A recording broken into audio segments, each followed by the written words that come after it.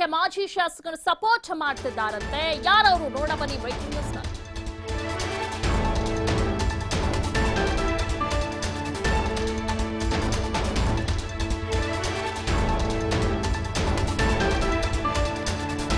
ಸುಮಲತಾ ಏನು ಕಾಂಗ್ರೆಸ್ ಸೇರ್ಬೇಕು ಅನ್ನೋದು ಬಂಡಿ ಸಿದ್ದೇಗೌಡರು ಒಂದು ಇದು ಕೂಡ. ಸೊ ಹೀಗಾಗಿ ಅವರು ಕಾಂಗ್ರೆಸ್ಗೆ ಸೇರ್ಲಿ ಅನ್ನೋದಕ್ಕೆ ಸಪೋರ್ಟ್ ಕೂಡ ಮಾಡ್ತಾ ಇದ್ದಾರೆ. ಜೆಡಿಎಸ್ ನಿಂದ ಬಂದಿದ್ದ ಕಾಂಗ್ರೆಸ್ ಸೇರಿದ್ದ ರಮೇಶ್ ಬಾಬು ಬಂಡಿ ಸಿದ್ದೇಗೌಡ ಅವರಿಗೆ ಸುಮಲತಾಗೆ ಮನೆ ಹುಡುಕಲು ಸಾಥ್ ನೀಡಿದ್ದಾರಂತೆ. ಸುಮಲತಾ ಜೊತೆ ಕಾಂಗ್ರೆಸ್ ಮುಖಂಡ ರಮೇಶ್ ಬಂಡಿ ಸಿದ್ದೇಗೌಡ ತೆರಳಿದ್ರಂತೆ. ಸುಮಲತಾಗೆ ಮಂಡ್ಯದಲ್ಲೇ ಕಾಂಗ್ರೆಸ್ ನಾಯಕರ ಬೆಂಬಲ ಇದೆ, ಅಂದ್ರೆ ಸಪೋರ್ಟ್ ಮಾಡ್ತಾ ಇದೆ, ನೀವು ಚುನಾವಣೆಗೆ ನಿಲ್ಲಿ ಕಾಂಗ್ರೆಸ್ ಪಕ್ಷದಿಂದ ಅಂತ.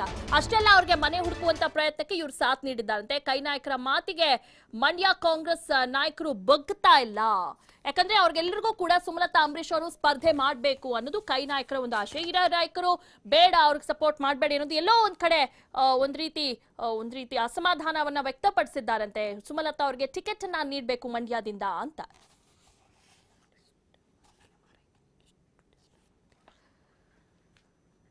ಓಕೆ, ಬಗ್ಗೆ ಹೆಚ್ಚಿನ ಮಾಹಿತಿಯನ್ನ ನೀಡ್ತಾರೆ ನಮ್ಮ ಪ್ರತಿನಿಧಿ ಮೋಹನ್ ರಾಜು. ಎಸ್ ಮೋಹನ್ ರಾಜು, ಈಗ ಸುಮಲತಾ ಅಂಬರೀಶ್ ಅವ್ರಿಗೆ ಸ್ಪರ್ಧೆ ಮಾಡೋದಕ್ಕೆ ಕೆಲವೊಂದು ಕಾಂಗ್ರೆಸ್ ನಾಯಕರೇ ಸಾಥ್ ನೀಡಿದ್ದಾರೆ. ಹಿರಿಯ ನಾಯಕರಿಗೆ ಅದು ಆಸೆ ಇಲ್ದಿರೇ ಇರಬಹುದು, ಯಾಕಂದ್ರೆ ಈಗಾಗಲೇ ಜೆಡಿಎಸ್ ಜೊತೆ ಒಪ್ಪಂದ ಮಾಡ್ಕೊಂಡಿರೋ ನಿಟ್ಟಿನಲ್ಲಿ. ಆದ್ರೆ ಇನ್ನು ಉಳಿದ ಕಾಂಗ್ರೆಸ್ ನಾಯಕರಿಗೆ ಅಂದ್ರೆ ಸುಮಲತಾ ಅಂಬರೀಶ್ ಅವರು ಸ್ಪರ್ಧೆ ಮಾಡಲೇಬೇಕು ಅನ್ನೋದು. ಸೊ ಮುಂದೆ ಏನಾಗಬಹುದು, ಇವ್ರಿಗೆ ಸಪೋರ್ಟ್ ಯಾರೆಲ್ಲ ನಿಲ್ಲಬಹುದು ಮೋಹನ್ ರಾಜ್? ಖಂಡಿತವಾಗ್ಲೂ ದಿವ್ಯ, ಈಗಾಗಲೇ ಸುಮಲತಾ ಅಂಬರೀಶ್ ಅವರಿಗೆ ಕಾಂಗ್ರೆಸ್ ಪಕ್ಷದಿಂದ ಟಿಕೆಟ್ ಇಲ್ಲ ಅಂತ ಹೇಳಲೇ ಆಗಿದೆ.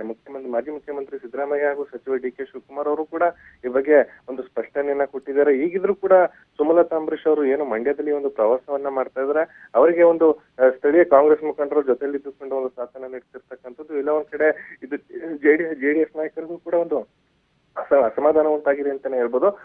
ಬಹುಮುಖ್ಯವಾಗಿ ಈಗಾಗಲೇ ಕಳೆದ 3 ದಿನಗಳಿಂದ ಮಂಡ್ಯದ ಮಾಜಿ ಸಚಿವರಾದಂತಹ ಚಲುವರಾಯಸ್ವಾಮಿ ಇರ್ಬೋದು, ಜೆಡಿಎಸ್ ನ ಹಾಲಿ ಸಂಸದ ಶಿವರಾಮೇಗೌಡರು ಬೆಂಗಳೂರಿನಲ್ಲಿ ಒಂದು ಗೌಪ್ಯ ಸಭೆ ಮಾಡಿ ಸುಮಲತಾ ಅವರನ್ನ ಬೆಂಬಲಿಸಬೇಕು ಅನ್ನುವಂತ ನಿಟ್ಟಿನಲ್ಲಿ ಮಾತುಕತೆಯನ್ನು ನಡೆಸಿದ್ರು.